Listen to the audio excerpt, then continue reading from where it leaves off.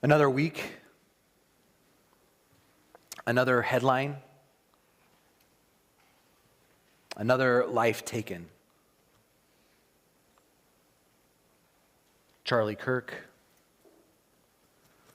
Melissa Hartman, two public figures, and two assassinations in just 4 months. And that doesn't even come close to naming all of the other senseless violence in our schools and in our churches and in our neighborhoods that have taken the lives of children and adults and entire families. Already in 2025, there have been more than 18,000 lives in the U.S. alone cut short by gun violence. This doesn't even come close to naming the things happening in Gaza and Ukraine. And the air is thick with fear. Our neighbors are whispering, who's next? Where is it going to happen next? How long before the violence comes closer to home? We live in a culture that is addicted to rivalry. Politics has become a blood sport. Disagreement has become dehumanization. And dehumanization, if left unchecked, will always lead to violence. Dr. King taught us that hate begets hate. That violence begets violence. That toughness begets a greater toughness. But love also begets love. So what do we do as a people of faith? What do we say in horrific moments like this? How does the Spirit grow in us when our world is on fire? Paul says the fruit of the Spirit is love, is joy, is peace. Peace. You might notice that we skipped joy this week. And we're not letting joy go. We'll come back to it next week.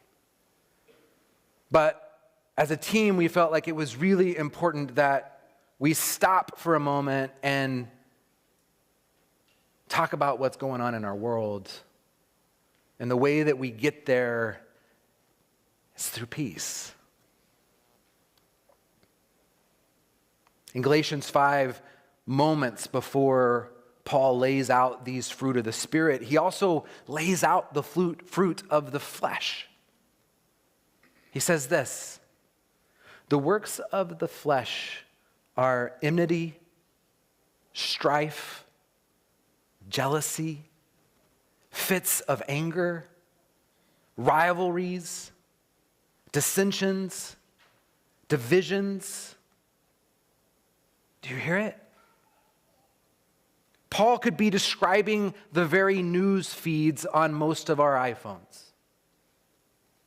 He could be naming our politics.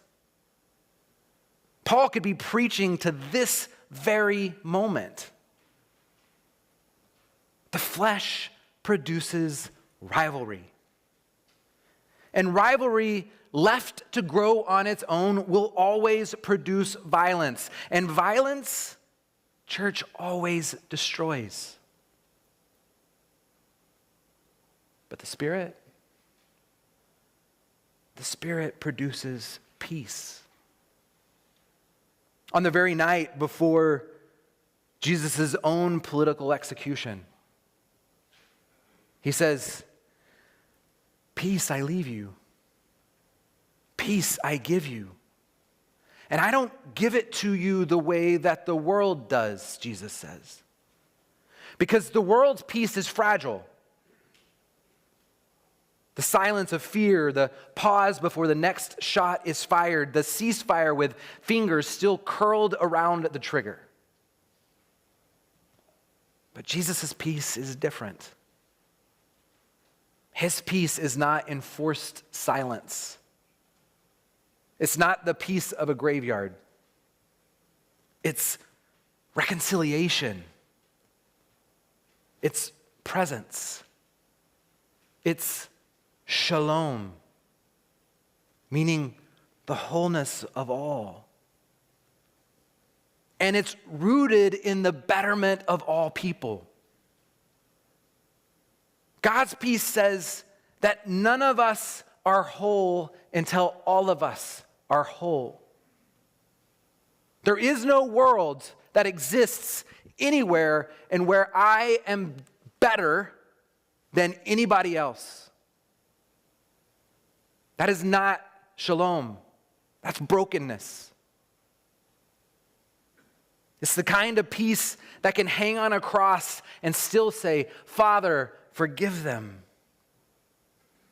And it's also the kind of peace that breathes resurrection 3 days later.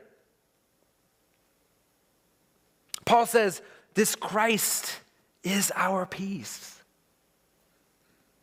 That he has destroyed the barrier, the dividing wall of hostility.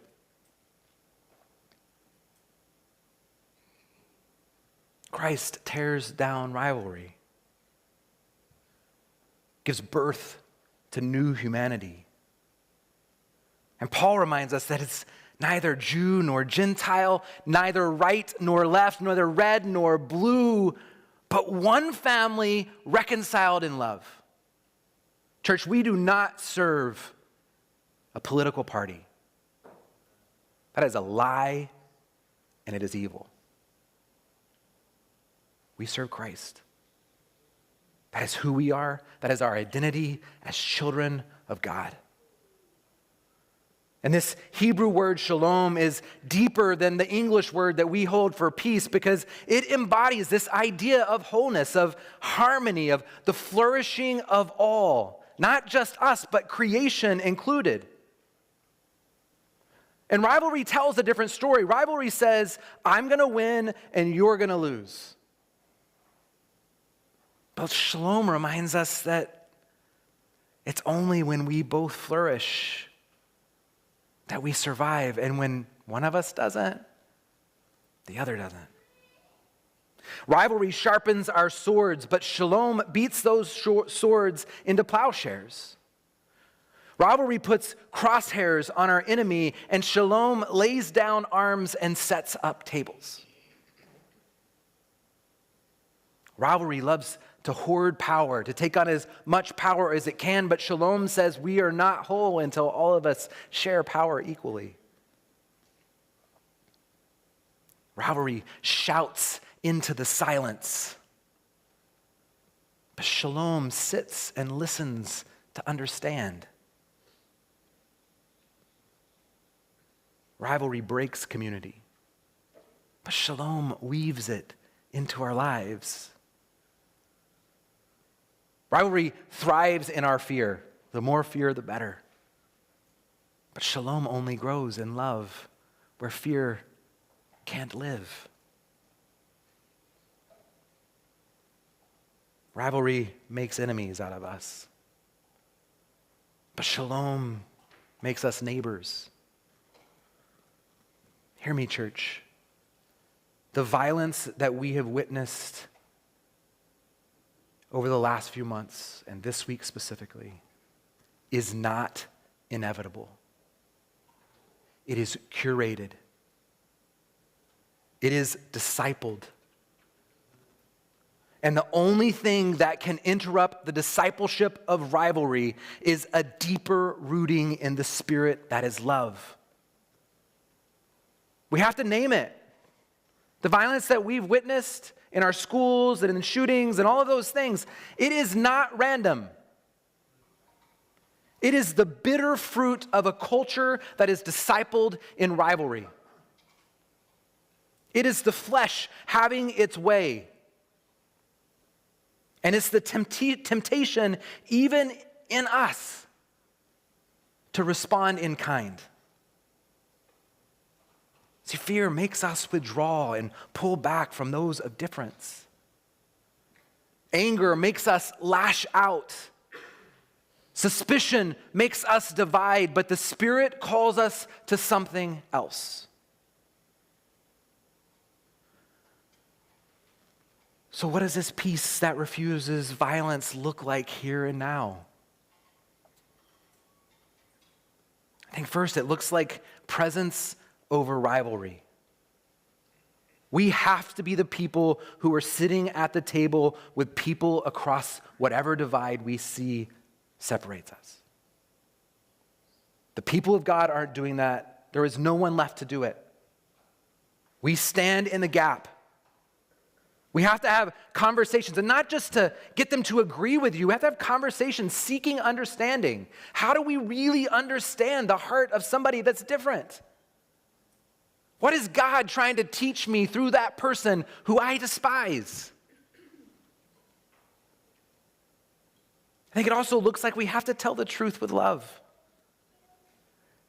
Peace is not denial.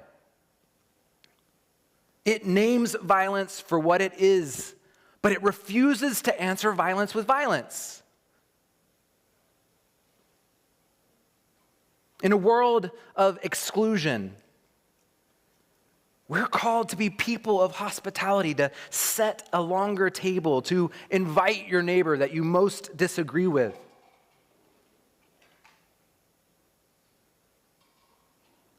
But it also looks like forgiveness and repair. Because we will be wronged. If you haven't been wronged yet in your life, hold on, it's going to come. That is as sure as birth and dying. You're going to be wronged. But peace does not mean pretending it didn't happen.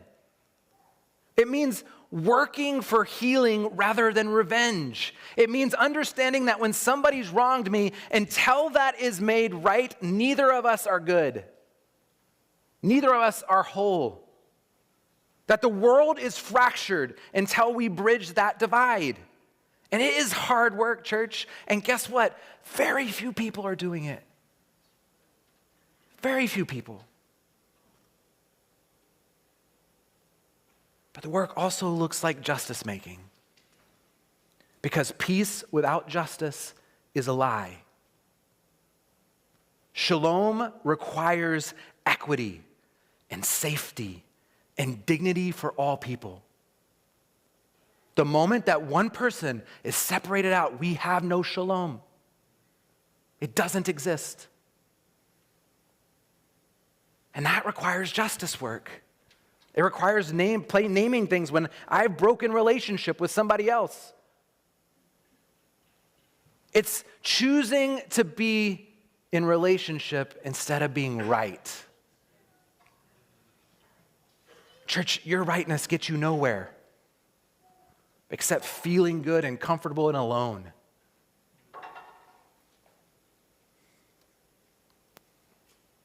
Make no mistakes, this is not safe work. Peacemakers historically are not applauded. They're often mocked, marginalized, and even targeted. But didn't Jesus tell us, blessed are the peacemakers, for they will be called children of God. Peace is costly. But the alternative is more rivalry, more blood, more death. It costs us everything. So what would it look like for a church to live in this peace? On the morning of October 2nd, 2006, in Nickel Mines, Pennsylvania, a small Amish schoolhouse became the site of an unthinkable tragedy. A man entered the one-room schoolhouse armed and angry And he sent the boys and the adults outside, and then he bound up 10 young Amish women and girls and opened fire on them. 5 were killed, and 5 were wounded. And like this week, the nation gasped. How could this happen in such a quiet, simple, seemingly sheltered place where violence doesn't usually enter their world?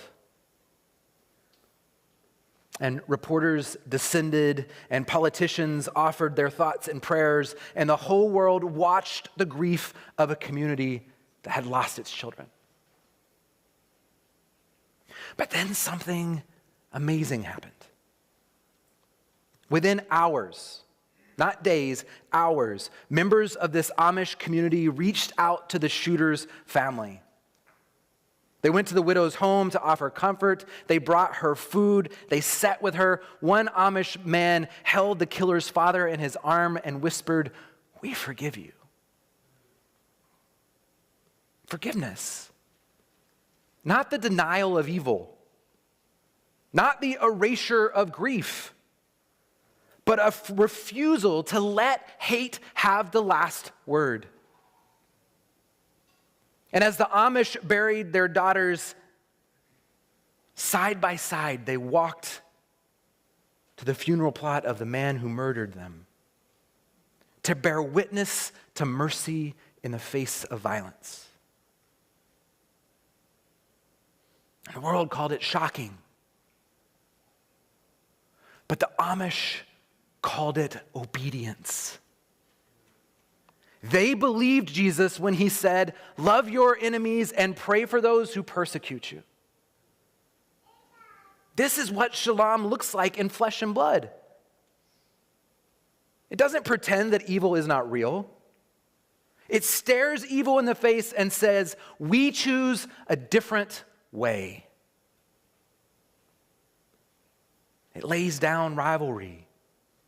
It refuses revenge. It says, even here in the shadow of death, Christ is our peace.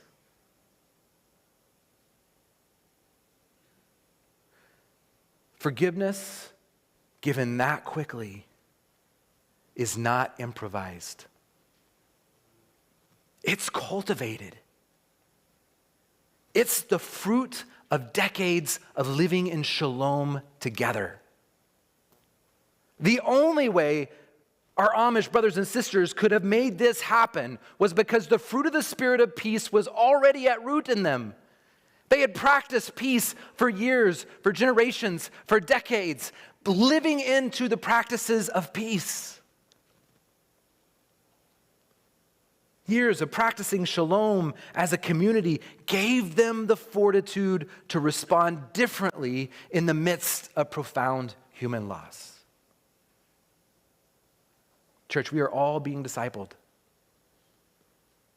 And our world is being discipled by rivalry, by othering, by separation. And we are bearing the fruit of that. And the world is longing to eat the fruit that brings life, not death. Imagine a community that refuses to answer violence with violence. Imagine a people so rooted in love that rivalry can't even find oxygen among them. Imagine tables stretched long, enemies breaking bread together, walls tumbling down. This is not naive. This is resurrection. This is the Spirit's fruit. This is Christ alive in us. And in a world where shots are fired in public squares, maybe the most radical witness we can give is simply to be a people of peace. Not fragile peace, not fearful peace, but Spirit-grown, Christ-shaped, resurrection-breathed shalom. Right here, right now, in our very own neighborhoods. A church who refuses to give rivalry oxygen and says, we will be different in this world. because the world needs our fruit. Please pray with me.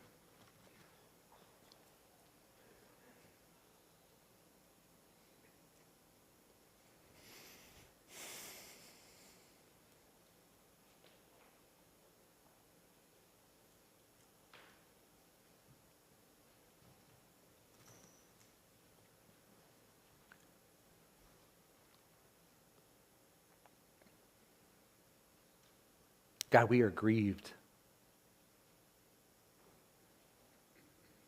We long for your peace in a world that is bearing the fruit of brokenness.